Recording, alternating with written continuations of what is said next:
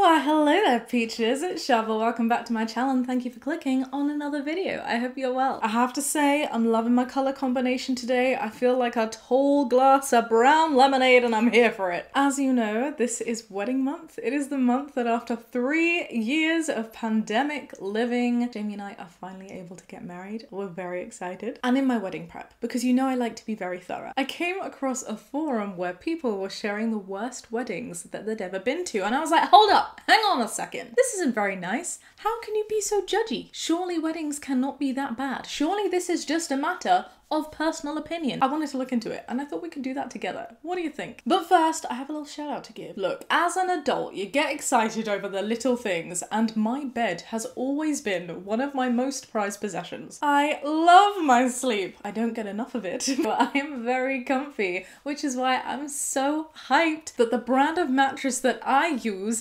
Emma, reached out for a collab. Dreams do come true, especially the ones that I have on my Emma mattress. Emma voted best by On Which for 6 years in a row make incredibly comfy mattresses, just like Goldilocks' favourite porridge. It is just right. Not too soft, not too firm. I probably should have mentioned Princess and the Pea. That's a more bed-related fairy tale. It is Princess and the Pea, but without the P, unless the P is my cat Prawn, who can sometimes make sleeping uncomfortable by sleeping on my head. But the mattress, mwah, chef's kiss, love it. And don't just take my word for it. I listened to the many tens of thousands of people who rated this mattress very comfy top marks, and the people aren't wrong. Emma mattresses have removable and washable covers too, so if you need a new mattress or just want to give a new one a go, then please do check out Emma for yourself. The lovely team at Emma give you 200 nights to trial it, and if it doesn't work for whatever reason, they'll sort out your return free of charge. They also offer free delivery and 10-year warranty, so if you do end up falling in love with it, as I have, you are in for at least a decade of very good sleep. To find out more, go downstairs and take a look at the link in my description. You can use my code Shaaba to get 5% off, and that's on top of Emma's ongoing discount promotions. How good is that? Now, from sweet dreams to nightmares, should we take a look at some of these bad weddings? Honestly, I don't know how I feel about this one. I feel so judgy and a little bit dramatic. Part of me is really interested to look at it because I wonder if there's anything that I can learn from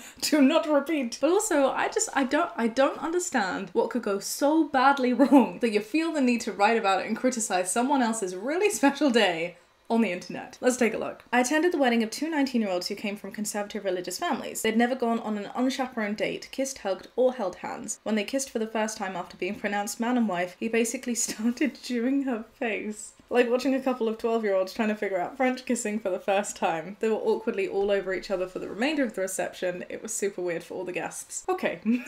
I guess my views of weddings have been very privileged and very narrow-minded to what I know and to my planning. And so this is not what I expected.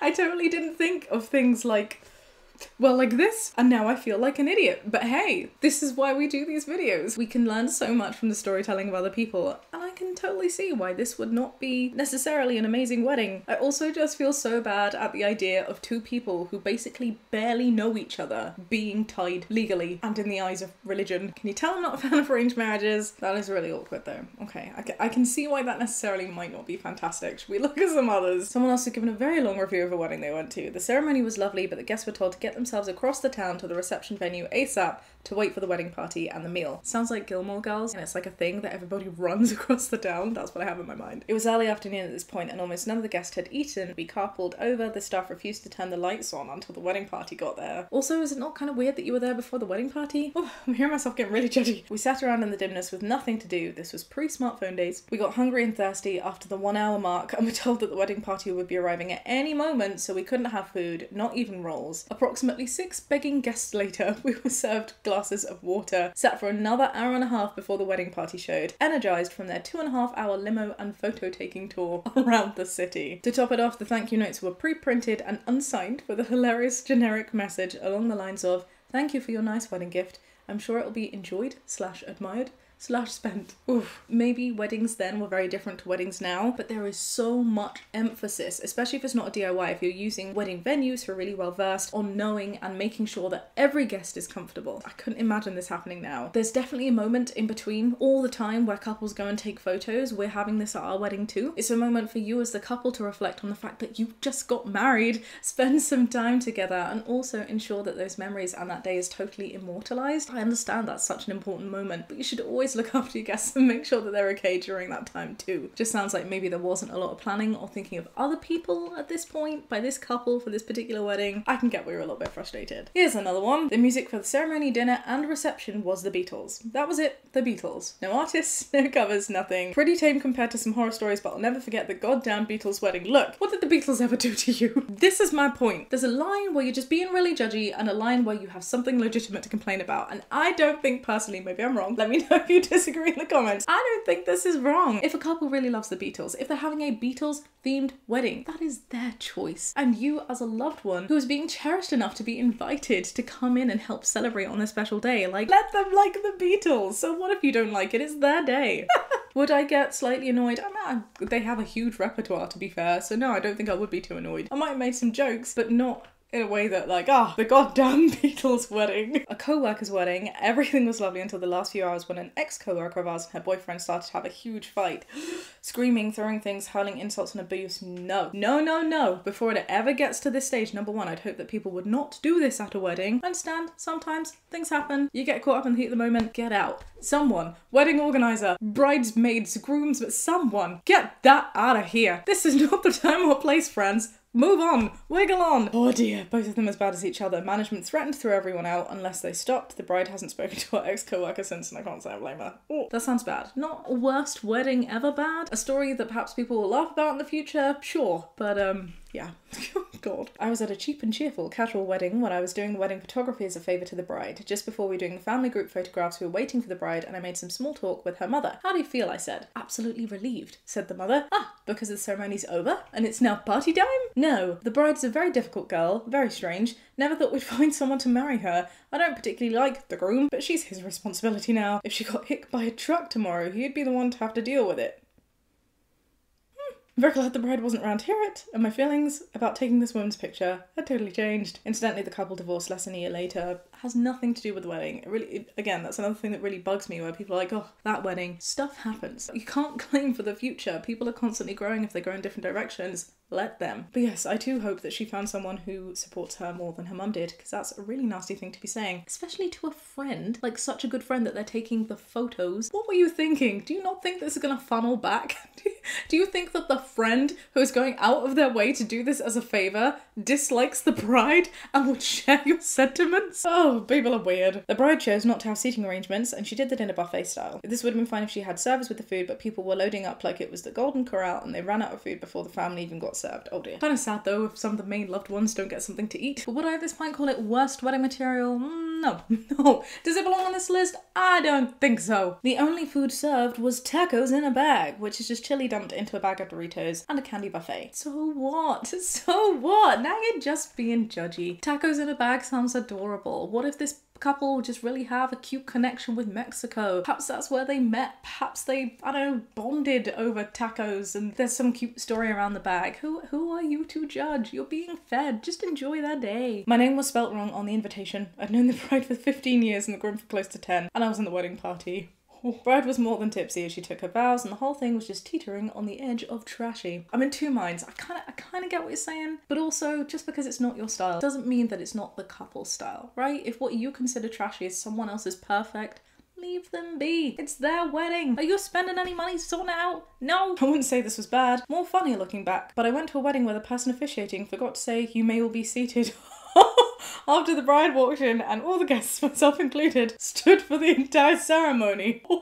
Note to editing Shaaba, please ensure you contact the officiant and make sure that they're absolutely saying, "Please be seated." You know what though, that's really funny. It might have been the officiant's first one or something, but that's definitely a cute story that you will laugh about for many, many years to come. I love that. I also just love the fact that there was no like, if that was my wedding, there would definitely be a couple of old people in particular being like, "Hey! Can I sit down now? The worst and only wedding I ever attended required me to sit through a homophobic spiel about how only a man and a woman can complete another. They went out of their way to say not a man and a man or a woman and a woman, but a man and a woman. I was young enough that I didn't want to make waves, but I'm not gonna lie, if I had to sit through that again, I might have just left. Me too. Totally appreciate that sometimes officiants, especially in like religious settings, you can't always control what people are gonna say. You never feel that I operated. I am LGBT+. I would hate for any of my guests to feel alienated. The number one thing, we even put it on the invite, tell us what you need. We just want to make sure that you're comfortable. People are going out of their way to come and spend an entire day celebrating you, you know, celebrating your love together. Why would you want to alienate them? Alienate? Alienate. Oh, this one's bad. This definitely belongs on this list.